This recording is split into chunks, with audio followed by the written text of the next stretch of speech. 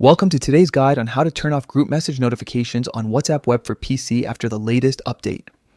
If you're tired of constant pop-ups from busy group chats while you're working or browsing, this quick tutorial will help you fix that in just a few simple steps. Let's get started. First, open WhatsApp Web on your computer using your browser. Make sure you're logged in using your phone's QR code if you haven't already.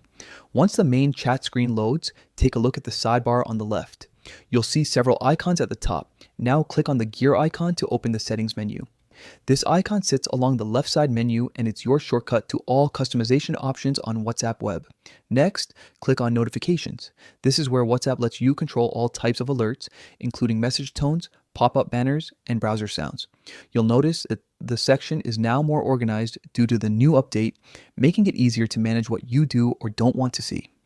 Inside the Notifications menu, look for the option labeled Group. This is the setting that controls all notifications related to your group chats. Go ahead and select it.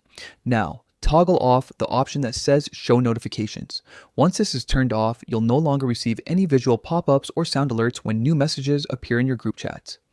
They'll still arrive in your chat window, but they'll stay quietly in the background until you decide to check them.